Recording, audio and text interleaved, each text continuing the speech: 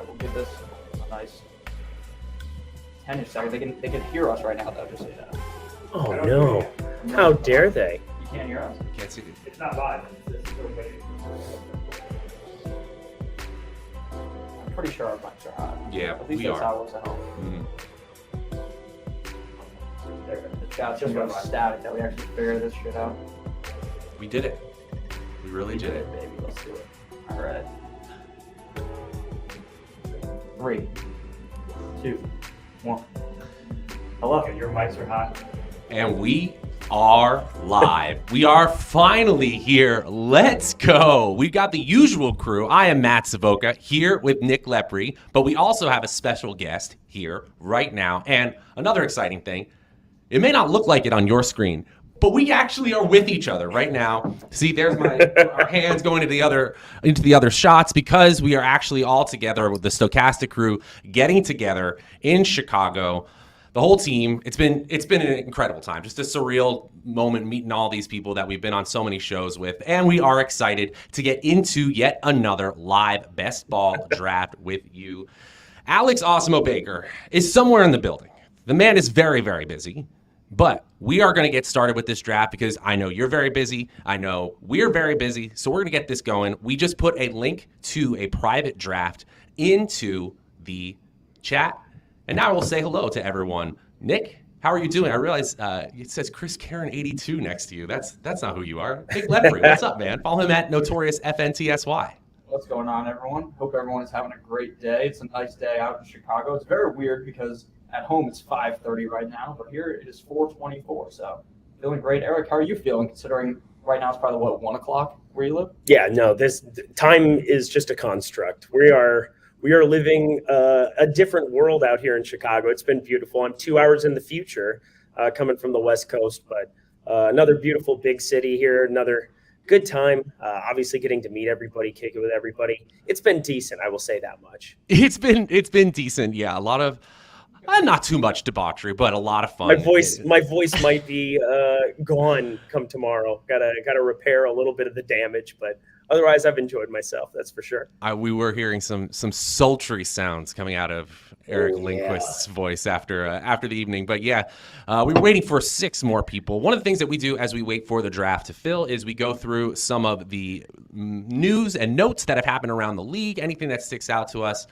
Not so much in terms of big news. I guess Deshaun Watson is not expecting to get a year-long suspension. If he does, I heard he might be suing the NFL. Doesn't really change how we feel about how many likely games he misses, but it is something that, considering the value of the Cleveland Browns players in drafts, if that is off the table, as we kind of thought it was about a month ago, guys, I really think that Browns are solid values across the board right now. Well, yeah, that's a gigantic quarterback upgrade. There's no doubt about it. I will say, also, I didn't even start with this. It's great to be here on this channel with you guys. This is my best ball channel debut. I'm talking baseball streets all the time on the Odd Shopper channel and, of course, over on the DFS channel. But fun to be talking best ball. I'm with you. I think Deshaun Watson is a guy that is a franchise difference-making player regardless of the human being and whatever else you're doing. You need to be thinking about the range of outcomes. I find it impossible to believe that he won't get suspended at least 6 games, probably half the season. So you have to value players with that in mind, but it's still one of those things that come week 16, 17, which I think I focus on more than most best ball players. I think everybody focuses it to a certain extent, but it's like the sole fundamentals of what I do when it comes to best ball. Definitely will have more Browns probably than the field. Yeah, it's just kind of the way it goes. And we lean into that uncertainty, and that's how we get different in DFS, and it's the same thing with best ball. And Carlos Manzo, longtime friend of all of the Stokastic Awesemo channels, says best ball content needs you, Eric. It's good to see you here. Couldn't agree more, Carlos. It is good. That is adorable. Nick feels the same way, I think. Yeah, doesn't he? Doesn't he feel the same way? No, it's I appreciate you, Carlos. It's good to be talking football. This is my first go around talking football all year long, so I'm excited about it. Any other player news that's really sticking out to you guys? Get in here, guys. We got 5 more people to join this draft. Then we can get going. Pretty low stakes today, but still, it'll be fun. I saw that Leonard Fournette reported to camp 265 pounds. That seems heavy. They seem pretty upset about such things. Leonard Fournette's had problems like that in the past with Jacksonville. Obviously, he put himself together for Tom Brady. I think he'll put himself together here as well coming up here again. But he's had a lot of tread on the tires the last 2 years. So I'm very curious to see how people look at him now that there's maybe a murkier situation than there's been in Tampa Bay in the past. I don't think it's as clear of a run. He was pretty important to that football team, or particularly for best ball purposes, for year-long purposes last year. So I think there's just got to be some range of outcomes you look at with him too. Absolutely. And, Keyshawn Vaughn, Rachaad White, these aren't the most exciting players in the world, but if Leonard Fournette is going to waste his opportunity to be a starting running back, a clear-cut starting running back on a quality football team, then, again, murky waters. That's exactly what we're leaning into here. That is exactly what we're going to do. I actually like Rachaad White a lot because I feel like Keyshawn Vaughn, we kind of know what he is at this point. And so now we're going to see the ADP rise just with this news, absolutely. But I do think that this uncertainty on this good of an offense, the Tampa Bay Buccaneers, in terms of flex usable weeks, were number 1 in the NFL last year. So they spread the ball around more than you might think despite having some star players. Did you lose your mic, Nick? Yeah. Well, not only that, for me, I just look at Tampa Bay as a team that I'm targeting heavily because I think a lot of people kind of should be targeting them heavily. It's an offense that obviously has all the tools, all the things that you really want to have. Whether or not Gronk is there, I don't really know, but I do know they have a date in Week 16 with the Cardinals, and that's something that I'm pretty excited about.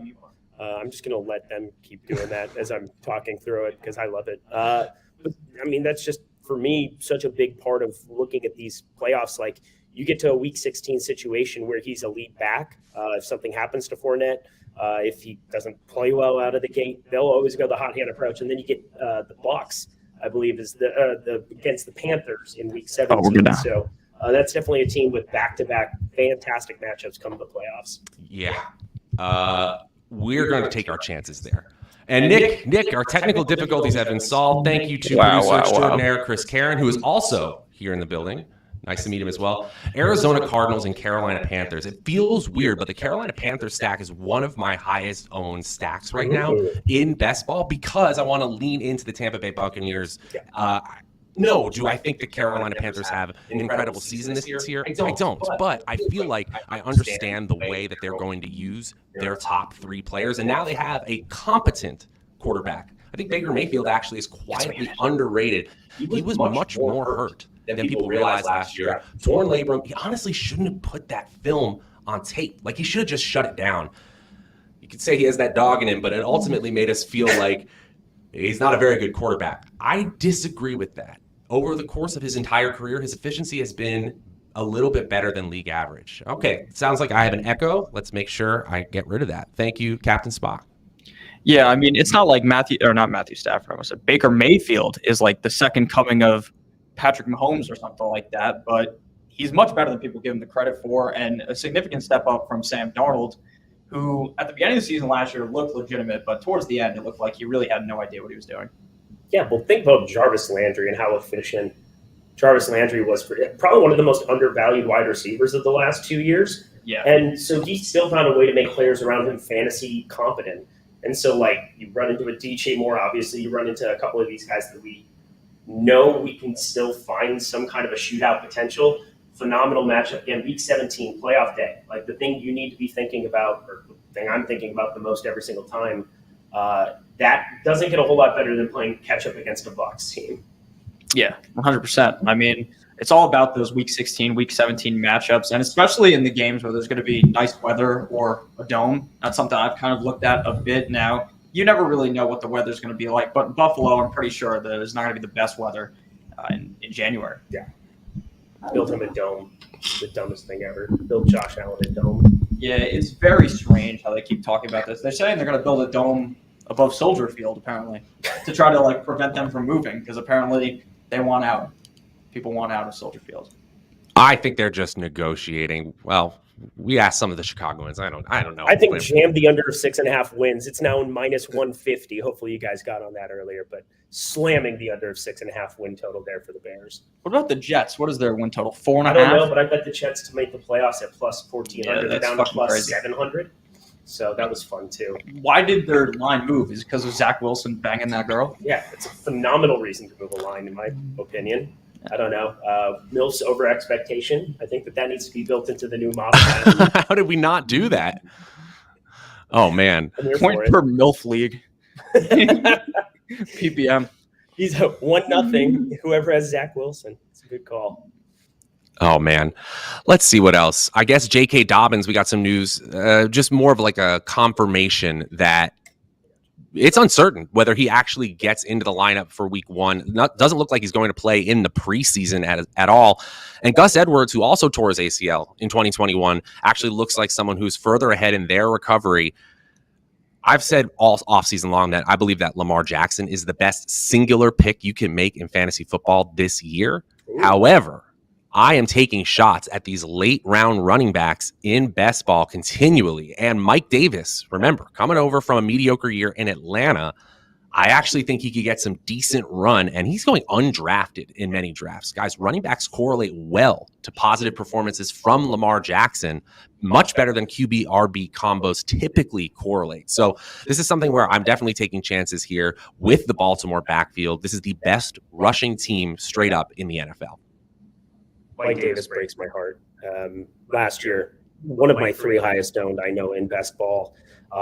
It was a rough ride, and when you get beat out by Cordero Patterson in a backfield, it's hard to feel super inspired by everything coming forward. But I'm with you. I think that there's something there. Obviously, any kind of a move to the Ravens, anything that is existing in that backfield, I want to be heavy on, and it's provided fantasy outcomes. I think just last year that Le'Veon Bell in that backfield, you had freaking the corpse of Devontae Freeman in that backfield. What's that guy's name? Tyson Williams? What was his name? Tyson Williams. Tyson Williams had some games at the beginning of that season. It's a tilting team to for sure, but those are the kind of things that if you can find the right guy on the right week, there's value there. Yeah, I mean, if we're to be here waiting for some time, who do you guys think is going to win the boxing match? Are we going to take Le'Veon Bell, or we got Adrian Peterson? Ooh. It's in LA. You guys want tickets? We can go watch Adrian Peterson kick the shit out of Le'Veon Bell, because that's my take. I think Adrian Peterson is going to win too. I already know that we're going to see Le'Veon Bell doing a lot of bobbing and dancing, because that's all he did behind the Pittsburgh Steelers line. Actually, there was an incredible stat that some advanced analytics that showed that in the height of Le'Veon Bell's prime, no one spent more actual time, like in seconds, behind his own line of scrimmage on a per rush basis. So he literally waited and waited and waited for the holes in that version of the Pittsburgh Steelers offense to open back up. I don't think it works that well in the boxing ring, though. Yeah. Very true. Sorry, I just saw a little buddy and it made me so happy. Chris Karen, nothing like the troll from the other side of the room. Like that's the trolling that I'm here for. For those who don't know, I call my friend over here, Nick Lepri, little buddy, and it's an endearing term, and I get to hang with him in person now. I know. I'm with my big brother here, Eric. All right, son, you're fine. My grandpa not here today. Not on the stream. Very every single time. So I'm curious. I have a couple questions here before we get this draft going. Matt, when it comes to playing a 12-person, when we're doing this with the 12 of us here right now, as opposed to for a Best Ball Mania draft, what are the main characteristics, like differences when you're playing a home league with your buddies on Underdog, when you're doing this, where we're all getting together and doing a draft and talking through strategy? What do you find to be the main differences between your drafting for this and drafting for Best Ball Mania? If I had to say one specific difference, it's that projections matter more in a draft like this, where we're essentially playing it like a cash league more than a tournament. I'm still going to be stacking. I'm still going to be leaning into groups of players that I really like, but the median projection simply matters more here.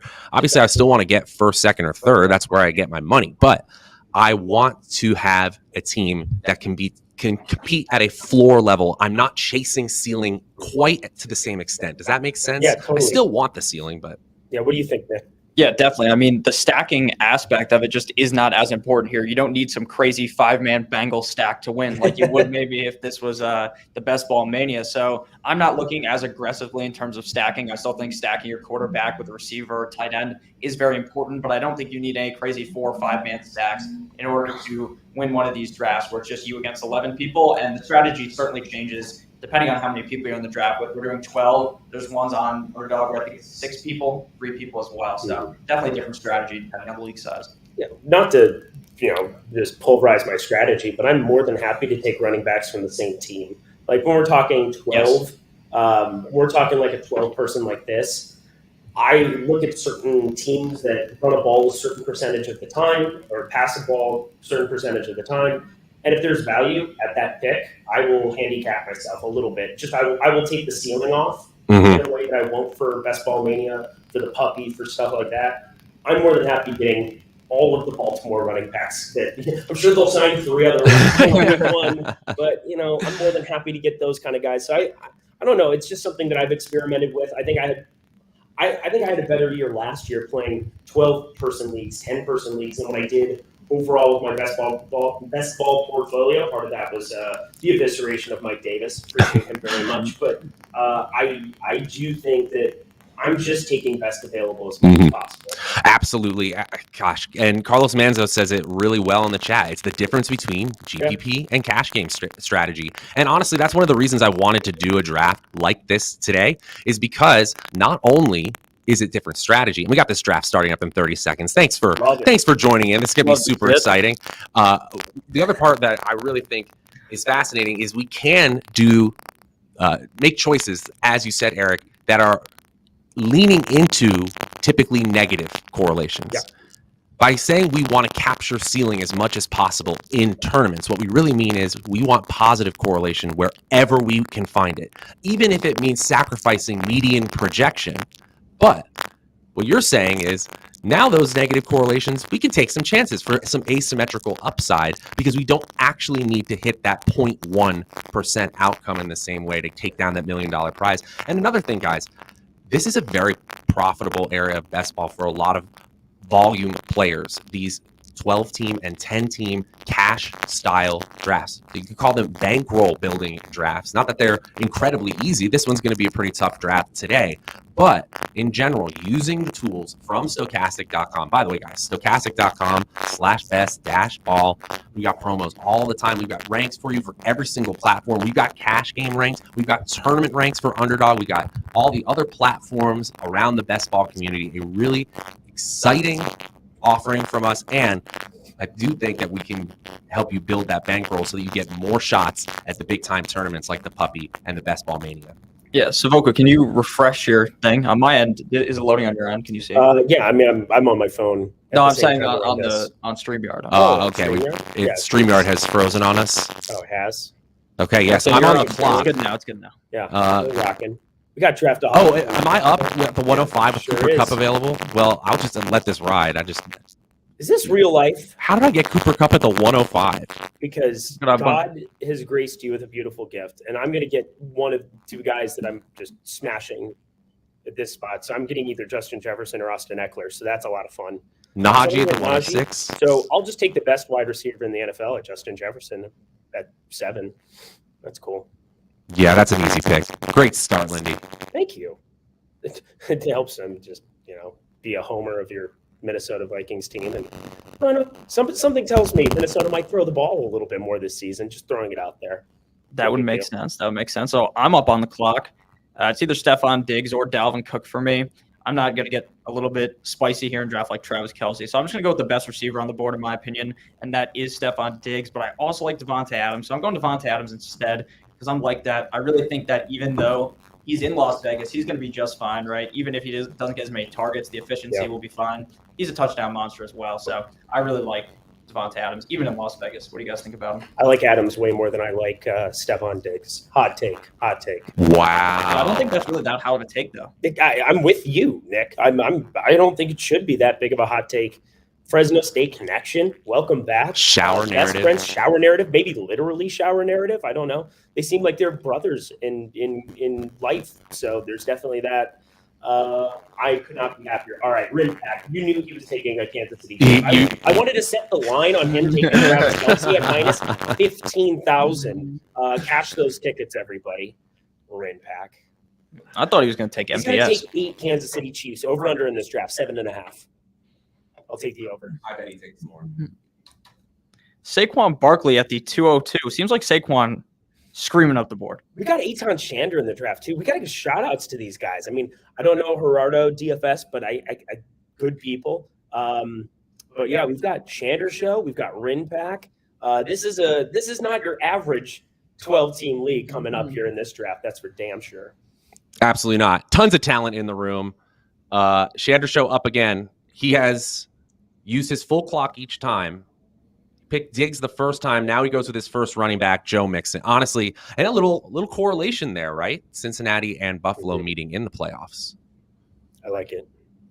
You like that. I'm up on the board, and I'm going with yet another wide receiver, one of my top-end wide receivers here. It's Mr. Mike Evans So brutal. of the Tampa Bay Buccaneers. He's also a guy moving up the board. I love Mike Evans. It's just a no-brainer that he's going to be really good this year, especially early on without Chris Godwin. So I worry here. I guess it's a little less worrisome in a draft that we're not leaning into the $1 million possibility, right? Like the best ball mania, but it is hard to take second round draft capital and use it on a player who might have a more limited role at the end of the season than the beginning. How do you feel about that, Nick? Yeah, because I know you've been all over Evans this entire offseason. Yeah, you're up on the board, but yeah, I'm very much on Evans because I think that here where we don't have to really care too much about the crazy money in week 16, 17, I think that's perfectly fine taking a guy that's going to play really good for the first couple of games. Even in Best Ball Mania, I'm pretty high on Mark Ingram because I think that if Alvin Kamara is suspended, he'll be the lead back. I want to go wide receiver, take Deebo Samuel. Now, here's a player in Deebo Samuel that I think he's one of the most polarizing superstars in fantasy football right now, because if he doesn't go back to the San Francisco 49ers, I don't think any team is going to utilize him as effectively as Kyle Shanahan's offense did last year. And that said, he was so insanely efficient that the only way you do that in the NFL is if you're just damn good at football. And that is the type of person I'm just going to bet on, even if from a projection standpoint, there's a lot of uncertainty when it comes to Deebo Samuel. You can almost just be assured that he's not going to have the same rush efficiency as he did a year ago. Plus now Miami Dolphins, your boy is now, oh, it's crazy, Nick. You've got quite the situation there brewing in Miami. Yes, very exciting. Hopefully it all ends up going well and Tua doesn't just stink. He does, though. That's the problem. Let's see. Where are we at here? Oh, I took, for just to recap, I don't know how you don't take Swift at 2.6. Like, that kind of felt like a no-brainer. I got him at the 18th pick. He's on a terrible football team. Detroit, from a skill position perspective, is outrageous. If they had any semblance of a QB in Jared Goff, this offense would be firing on all cylinders. Williams is a year older. He's starting to, again, you talk about mileage on the tires of a running back. Eventually, they're not all built like a Frank Gore. They're not going to play 20 years in the NFL. And so these smaller backs, it's so easy for me to look at a situation like Swift where you know he's just getting the ball constantly. It's just a high floor pick in this spot. I do worry about Swift a little bit as Amon-Ra St. Brown came on He's incredible. Yeah, I really like Amon-Ra St. Brown. We saw DeAndre Swift target totals start to drop. After week 8, he only had a 6-target game or more one time. Mm-hmm. That does concern me because I think he could be Kamara North. That's sort of what I built him as. I think he's a fantastic overall playmaker, but I just want him to get the volume. But the main thing for me, I mean, obviously we kind of overvalue that week 1 we saw at Detroit where you had 2 running backs who just got ridiculous volume going that direction. And then at the end of the season, Amon-Ra St. Brown improved, got really, really good. Eventually, those tackles end up in the goal line situations, and you're just poaching 6 points. You're just poaching it over and over again if you're Swift. So, like, I think his touchdown expectation goes – it's always weird to me when you look at an offense that gets better because a player is emerging, and then just say, oh, he's going to automatically take away from the running back. That's not always the case. I think that's fair to say. Took James Conner with my 3rd round pick. That's a Gajewski special right there. Matt Gajewski, and you to an extent, Nick Lepri, have been all over James Conner's increased value despite scoring so many touchdowns. We could actually see a regression in touchdown totals and such an increase in volume that it doesn't really matter with Conner. I think it's a solid 3rd round pick. I just had to do a weird thing. I passed my boy Javonte Adams up. DJ Moore, just trying to stock some solid wide receivers at the beginning of this draft. They have more positional. I got Swift, who I feel pretty confident is a guy that can be a counting scorer for me constantly throughout the season, that I can probably get a little bit more exotic with my 2nd running back spot. I just want to stockpile better wide receivers in like a high floor setting. That makes all the sense to me. I just went with Travis Etienne over all the other backs on the board. I really am not a believer in Javonte Williams. I think Javonte Williams is a great player. I just really do believe strongly that Melvin Gordon is going to have some type of a role, and that it is going to be strong enough to basically screw Javonte Williams over, unless Gordon gets hurt. Then obviously Javonte Williams gets dominated. Then he's the nuts. Then he's like a top running back 2. You guys, RB2. I think he is hashtag good at football. Yeah, I think that's the bottom line. That running back committee in North Carolina when he was in school, I mean, how stupid was that? He's just unbelievable. Kid's unbelievable. Yeah, I mean, I passed on Javonte Williams, but now it's the 4th round and he's up, so I'm just going to take him. I mean, in the 4th round, his ADP I think is 24, so that's a pretty big discount. Shander took Gabe Davis, so he's dead to me. Don't talk to me ever again. Gabe Davis is a 4th round pick in best ball. I know. That is steep. I think he's going to go in the 7th or 8th round of your home leagues, guys. Yeah, I mean, in all the mocks I've done, he was, I think, an 8th or 9th round pick. See, this is just silly to me because how long is Kamara going to get suspended for? 6 games. Okay, so I'm getting him in the 4th round for a league that you still need to have playoff viability. Yeah. Draft, click. He's one that we've been a little bit nervous about just because of the uncertainty, but even you might see his ADP rise even as we just get more certainty about his situation. I'm going to lean into one of my highest owned players this year. Not a great offense, but I believe that the bad team discount has gone too far. David Montgomery. Oh, man.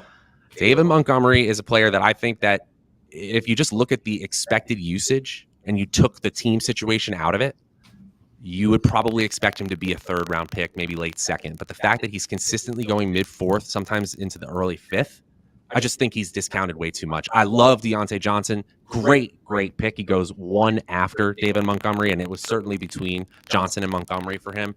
But because I already have Deebo Samuel, Cooper Kupp, and I just want a little bit more floor value here, I go for the running back, and David Montgomery continue. I have just probably too much of him this summer. He's not even the best Iowa State running back going in the first 5 rounds. Oh, is it? Let's go. I'm a Jets believer. Not to throw out my hot takes season, like whatever. We're doing best ball. We're doing high floor picks here, but I truly believe the Jets make the playoffs this season. Yeah, that's crazy. Defensively, they're there. Zach Wilson can't possibly play worse than he played last season. They have improvements to pretty much every position on the offensive end, a line that I think is intact. They're plus 1,400. They're now down to plus 700 to make the playoffs, and I still think there's value there. And Breece Hall, I mean, they haven't really had this 1-2 kind of combo that they're going to have there. Breece Hall also better passing game role at Iowa State his senior year, or his junior year, I suppose. Just found ways to get it done. So big fan of getting Breece Hall there. Nobody wants to click him yet, so I'm hoping he falls to me. Well, I'm going to help you because I'm taking another running back, and I'm not taking Breece Hall. I'm taking Cam. As my 3rd running back on an offense as strong as the Rams, a team that was converting about 35% of its drives into touchdowns last year. Give me the young running back that they were so into that they brought him back early, essentially, from an Achilles tear. Guys, he came back from an Achilles tear 6 months later. It's insane. Even though he was inefficient, I still think he has a great trajectory for his entire career. So I just did all that Breece Hall talk, and I just took George Kittle. Because, why wouldn't I do that? But I'll just lock up a tight end spot immediately. We talk about the uncertainty. Deebo Samuel, does he even tee it up in San Francisco this season? He is going to have a different role, I would expect, than what he had with the new offensive coordinator. Obviously, Shanahan's still making the calls, but For me, just give me George Kittle as a constant in life.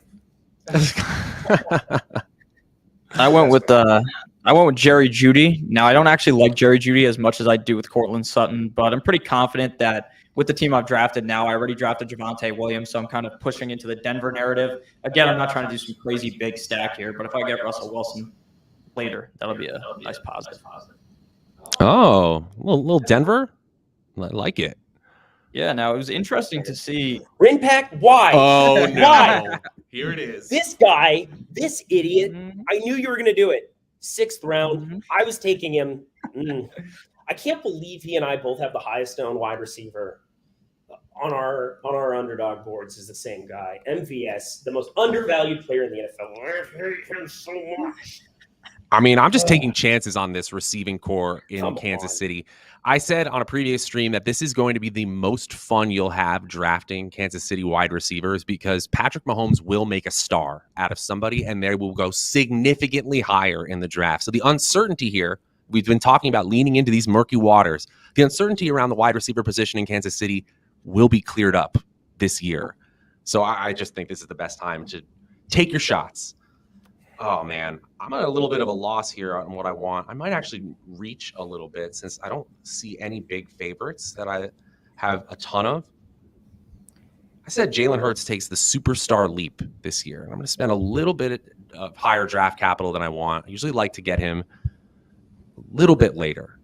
But rushing upside, elite QB, fantasy scoring upside, and man, if they take the next step as a passing team, that's really what I need for him to be a league winner in fantasy.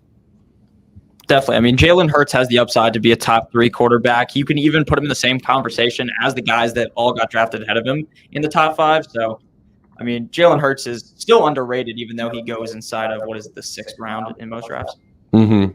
I've seen him fall to the 7th. That's where I prefer. Or end of the 6th. I guess mid-6 is fine. Yeah.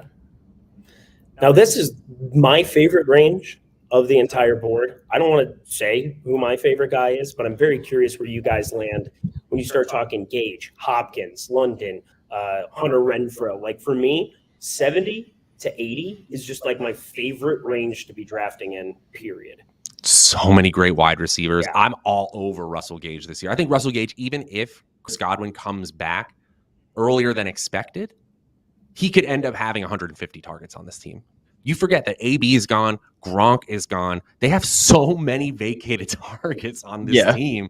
Russell Gage was brought in to get past the ball in the slot, and that's where Tom Brady has traditionally fed his trusted targets. So I think Gage absolutely has a chance to be that player this year.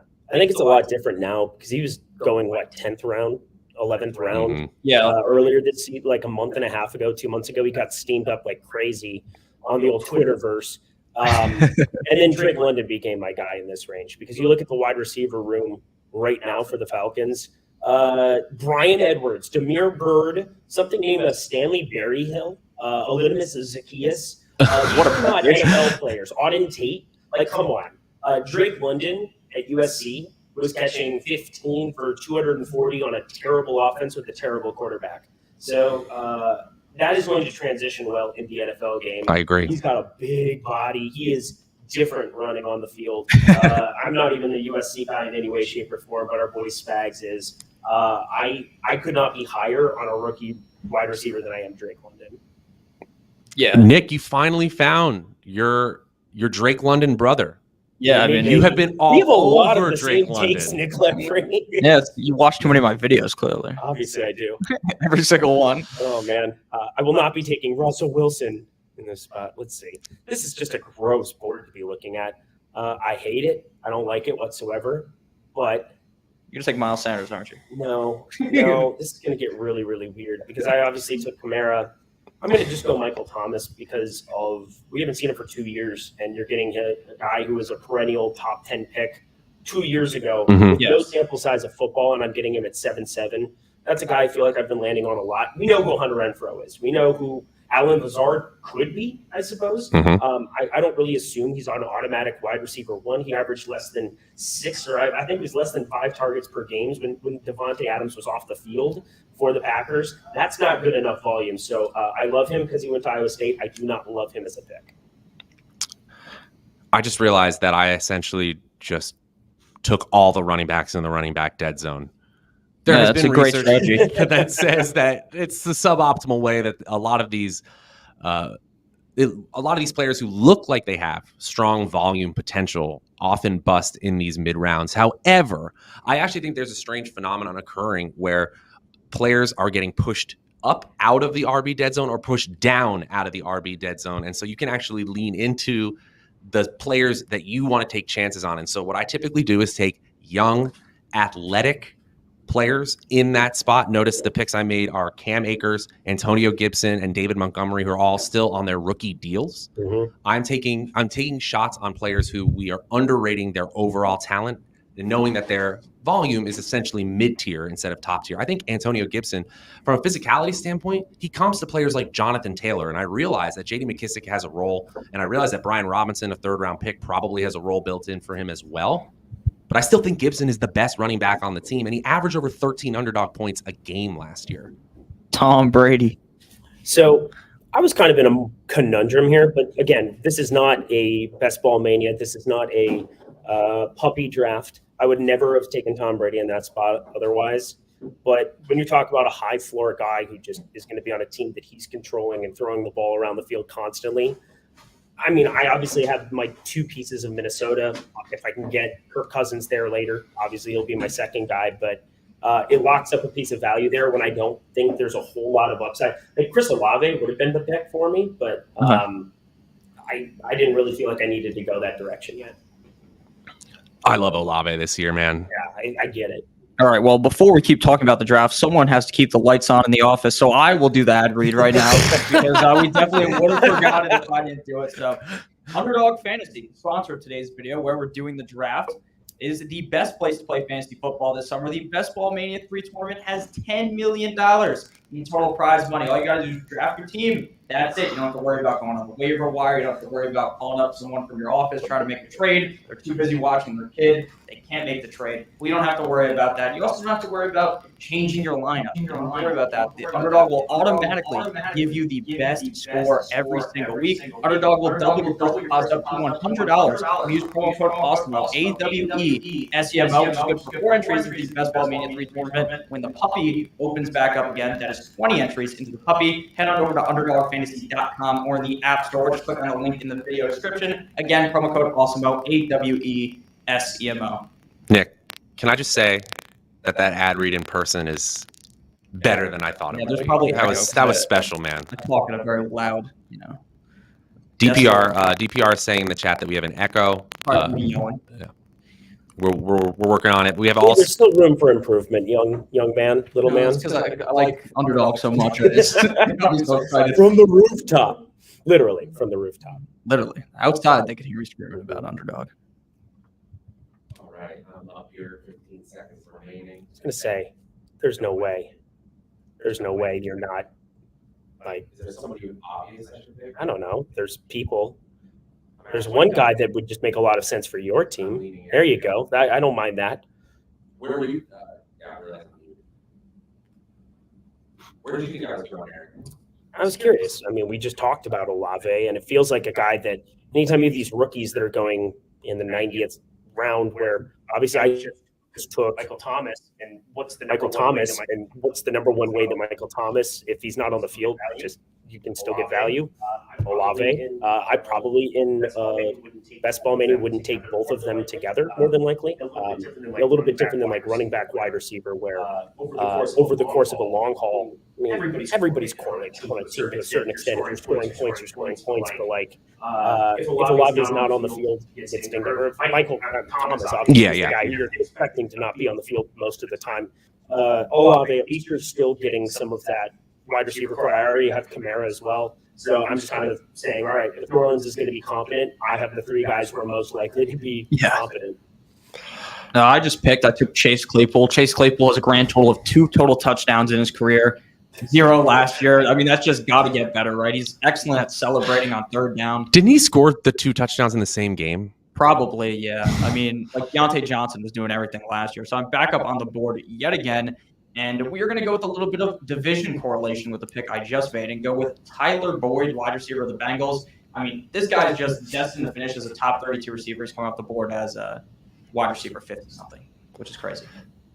You think there's enough there for Tyler Boyd in that offense, even with as good as Higgins and Chase and honestly Mixon, they're going to get theirs.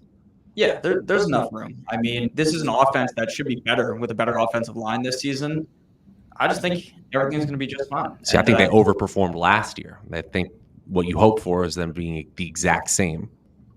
Maybe I'm underrating those talents because they are talented. Well, I mean, Tyler Boyd's finished much higher than where I drafted him. Right, I got him wide receiver 54. Oh, man. Tyler Boyd sucks. No, it's not nice, but That's not the right take. Nobody sucks or bad. There's value everywhere except for with Tyler Boyd. Except for with Kirk Cousins, you just took. What?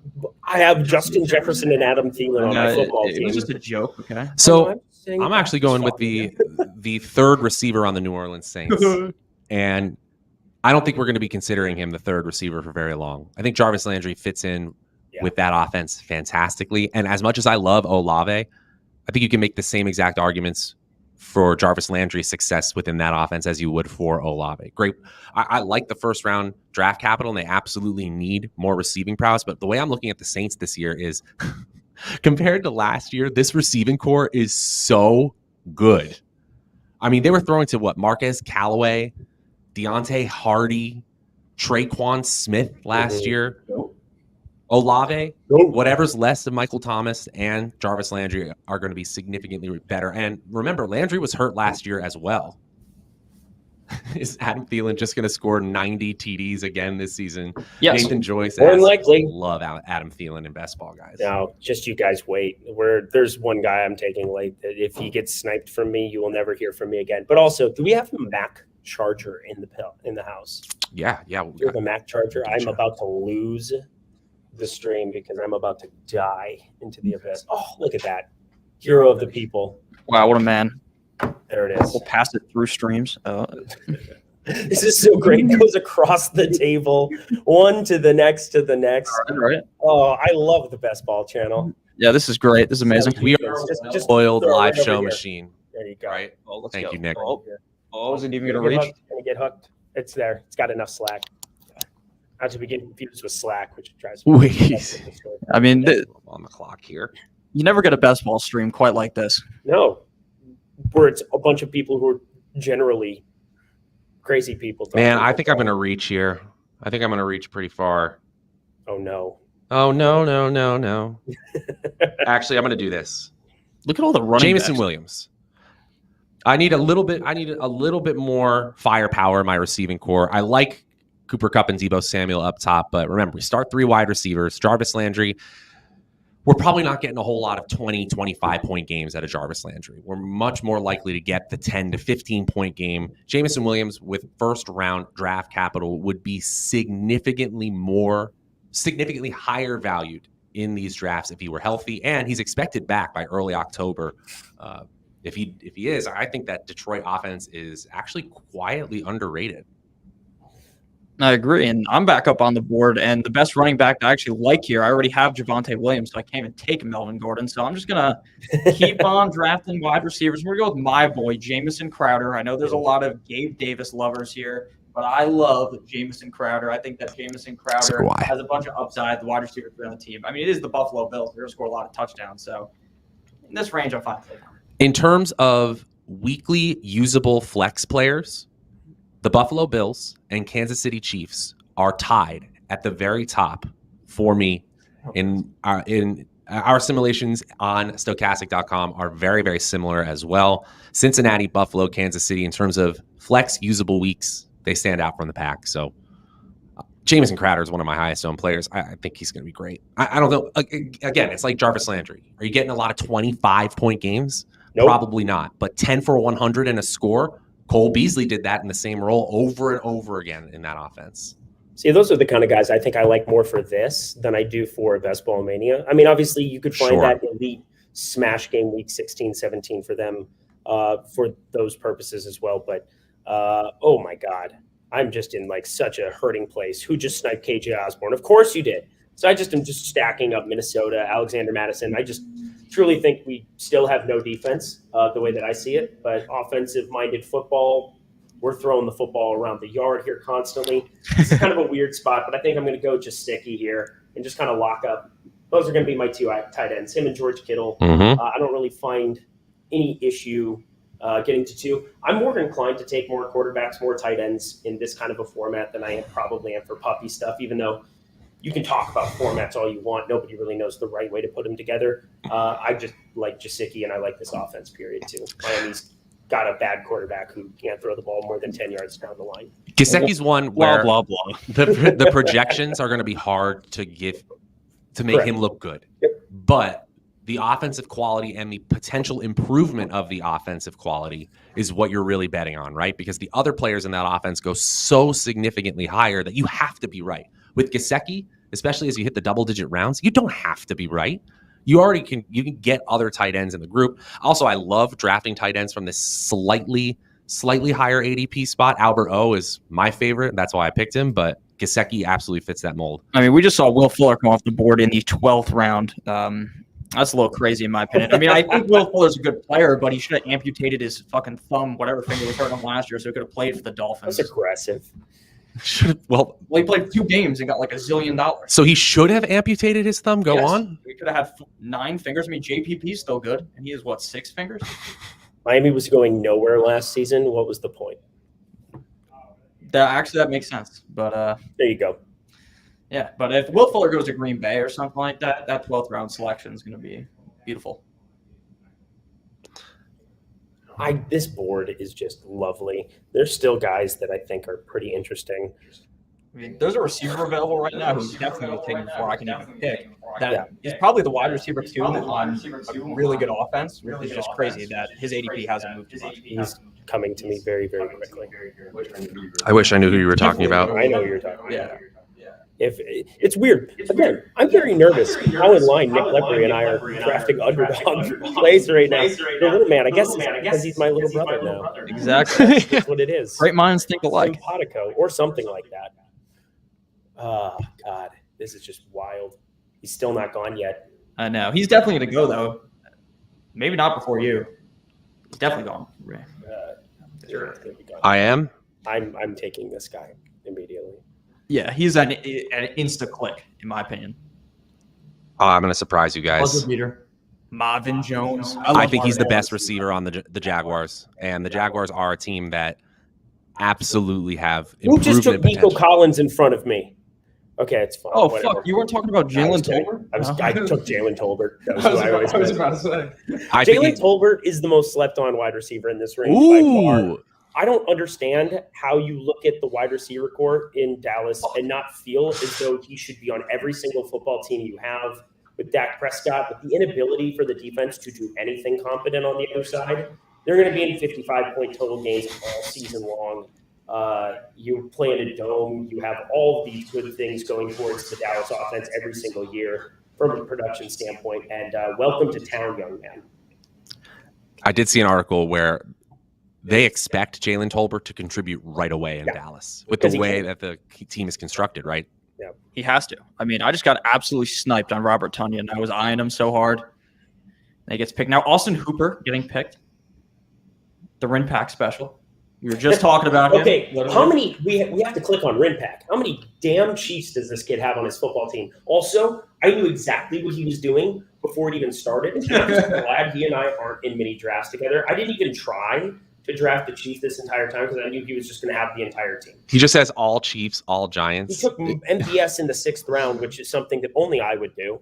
Just a Rinpack. sick person. He also took my guy Paris Campbell, who literally has played 2 games in the last 3 years. But when he plays, he's really good. I love Paris Campbell. Paris Campbell. Dude, this is wild. Rinpack's draft is the definition of get your guys. That's how you have fun playing fantasy football, to be honest. Like, not only are the projections just fine, like he's a great player, Rinpack, but this is a fun team. Just looking at his squad, he's gonna have a blast just rooting for those 2 squads. I'm not. They're like all my highest owned players. Yeah, I knew coming in, those are the kind of things. It helps to know your opposition sometimes. If you see guys that you're in drafts with routinely that you know are going to be reaching up for certain guys, just saying, it's another part of playing it. And even this day and age, you can still run into drafts with the same people at times. All the time. You can know where certain players are going to be more overvalued, undervalued, and really that's part of the game is putting together the puzzle with your competition still, even though we're having this long analytical viewpoint at the playoffs. Yeah, I mean, especially if you're doing drafts back to back, you end up in the draft with the same 3 guys They all 5 times in a suck. row, and you're just drunk, and it's like 1 in the morning. It's very specific. Go on. No, here. this happens to everyone that plays. It sounds like netball. your Sunday night. Sunday That's night. it. It was Wednesday night. Well, Gus Edwards at the end of the 14th round. That's I a love real that. nice pick. I don't love the word love is absurd. Hey, you don't love the Gus bus? I don't love the Gus Bus. How could you love a guy who's guaranteed to catch 0 passes this season? Because he's on the Baltimore Ravens. They're going I to know. run the ball. They're I going to know. be good. No, there's 48 other guys that are going to run the ball. It's too. Tyler Batty season, actually.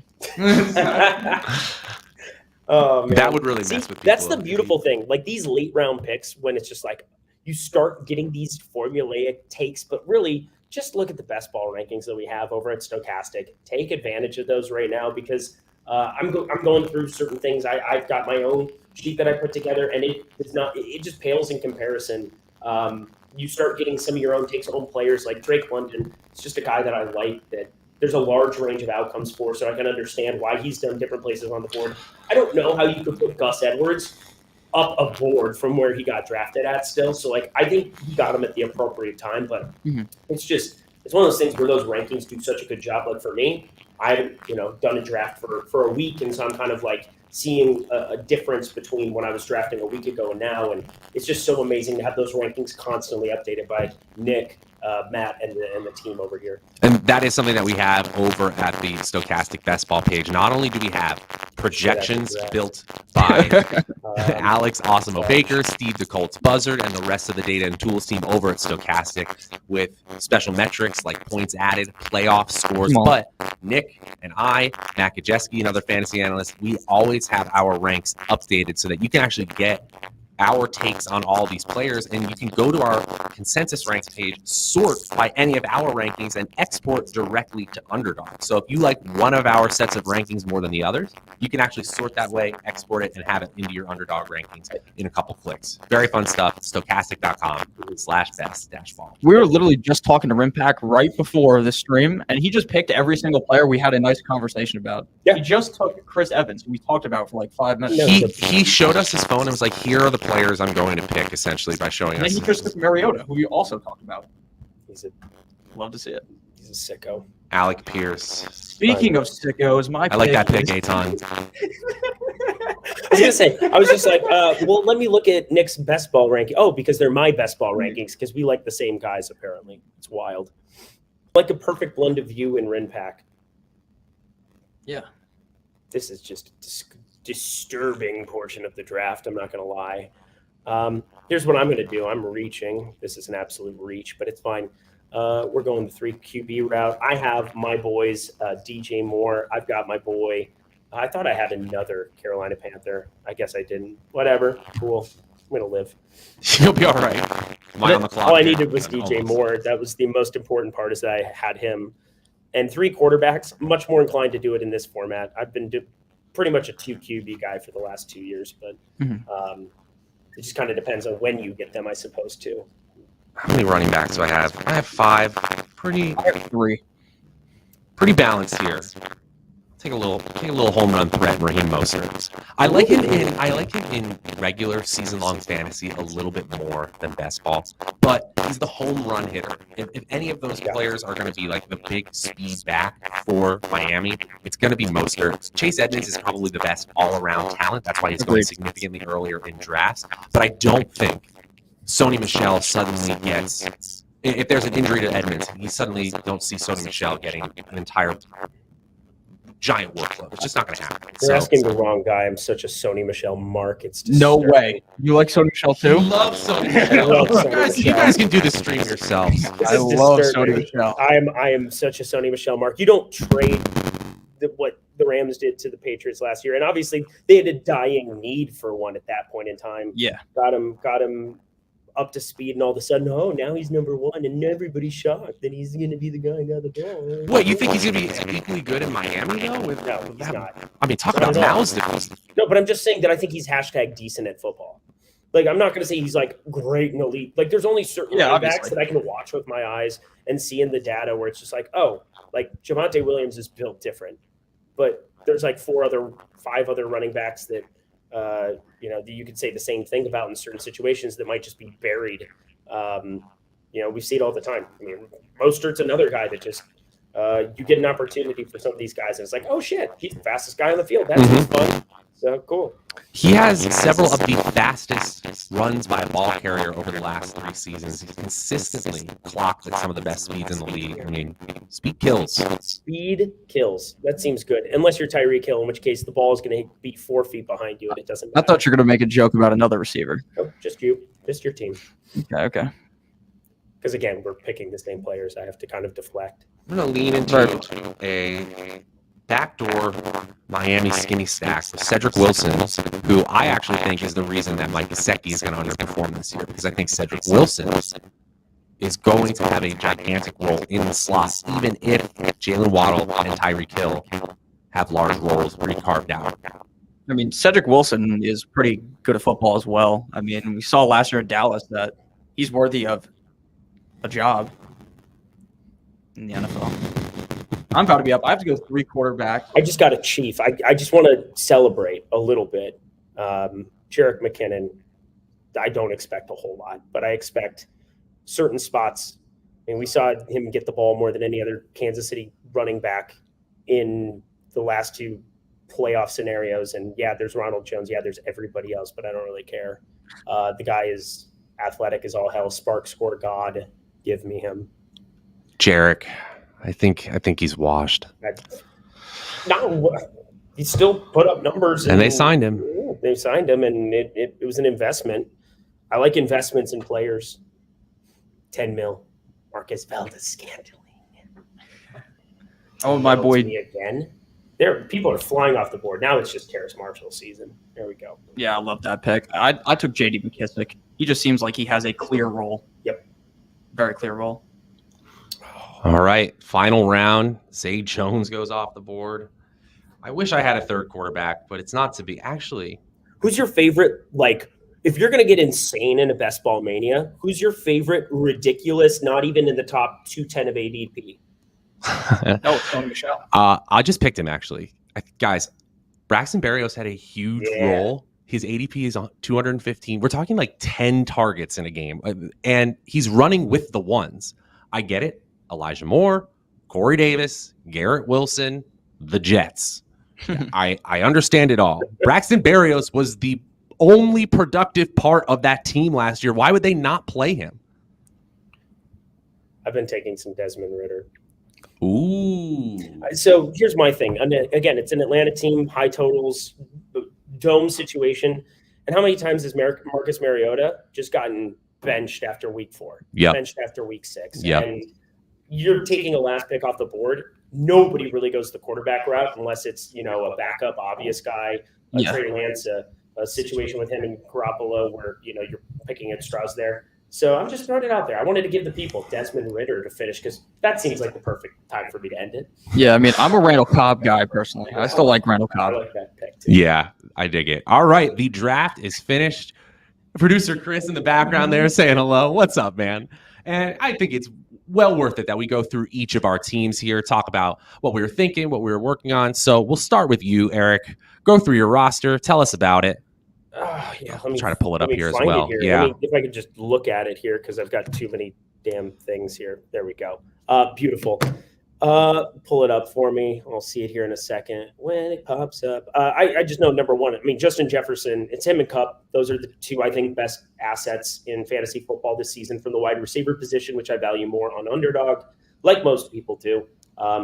There's still no way that when you have certain running backs like DeAndre Swift showing up there at 18 that I'm not going to take him, especially in like a high floor scenario. I think about it very differently when I'm putting together a 12 teamer like this because you still are looking for a ceiling. You're trying to finish first.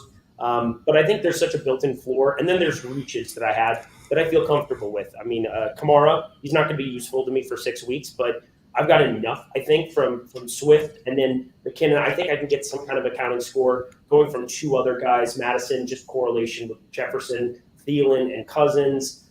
You get to Olave. I took basically everybody from New Orleans except for a quarterback because I don't really want that. But Olave, Michael Thomas. And then Jalen Tolbert, I think, is probably my best pick out of everybody there. He's going in like the 150 range. He's going to be the wide receiver 2 in Dallas, in my opinion. It's very tough to know these things starting in July 18th, but that's just such a high upside offense, such a high upside guy to be getting at that kind of thing.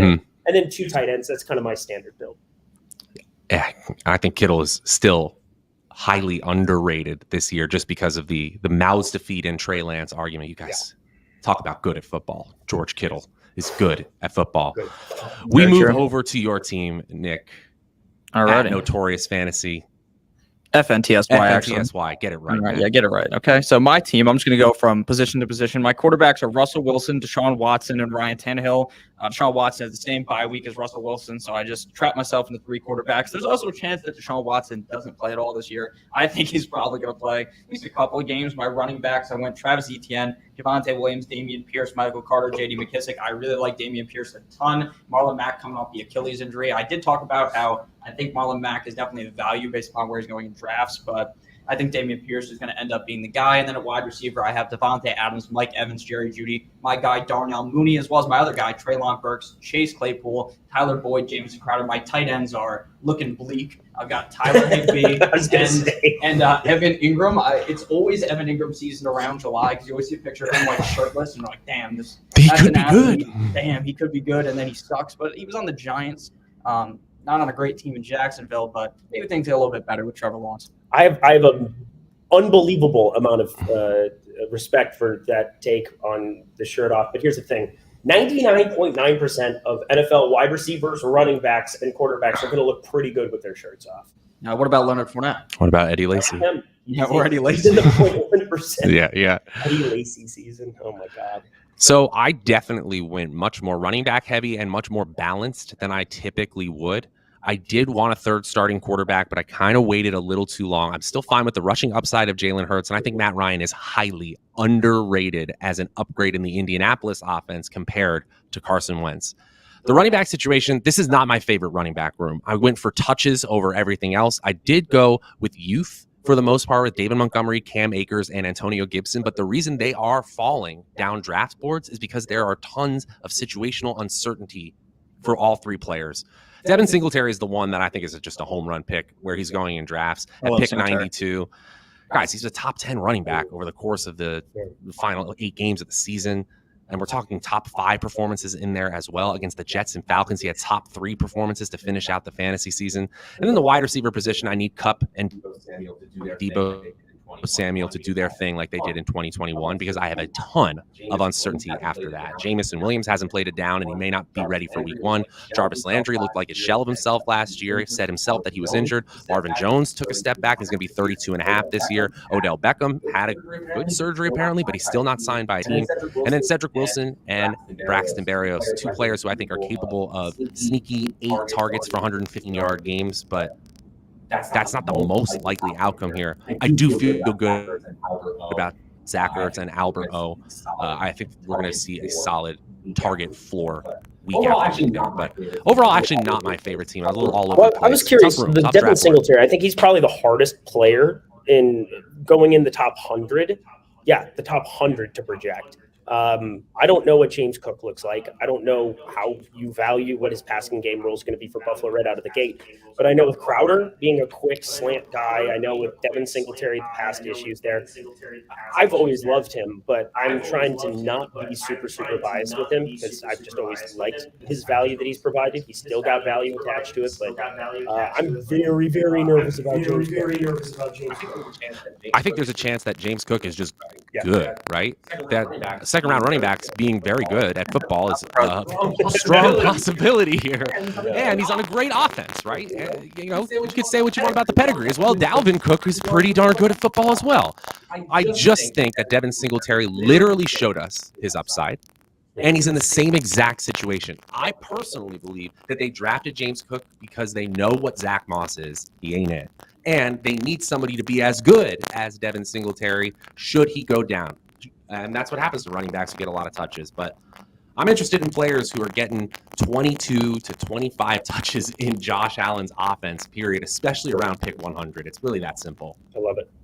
Yeah. Guys, this was so much fun. Honestly, I've been using this word all week long. It's just surreal meeting you all in person. You guys are just as cool as I thought you would be. You're all just waving to me. Or just a little bit of that. It really has been amazing meeting this whole crew who we've been working with for so long. Just a whole lot of fun this weekend and a whole lot of fun drafting with you guys. Thanks for joining this draft. And we are sorry that Alex Baker wasn't able to be here today. He's a very, very busy, very important man compared to us. Much more important. But I will say they have shown us an amazing time here in Chicago. Feeling very lucky this weekend with these boys. Guys, any last word before we get out of here? Thanks for having me. It was a blast to hang out on the Best Ball channel. First time. Always enjoy watching all the content over here. Make sure you hit like, subscribe. For my boys here, Nick Lepri, for my boy Matt Savoca, for all of us here at Stokastic. Just fun to talk some best ball. It's getting closer and closer to the beginning of the season. Can't wait. Less than 2 months away. Oh man, so pumped. So happy you were here, Eric. Nick, Notorious FNTSY, close us out, buddy. All right. Thank you guys all for watching the stream. Again, make sure to follow all of us on Twitter. Make sure to hit that like button, hit that subscribe button. I'll see you guys soon. Obviously, we're having a great time here in Chicago, which is what I believe Carlos asked in the chat. Stokastic HQ. Yes, sir. Very nice out here. I mean, I turned the camera around, but Chris is bent over, and I'm sure you don't want to see that. So thank you guys for all watching the stream. I love you guys all, and here's the excellent outro. Bye-bye. See you guys.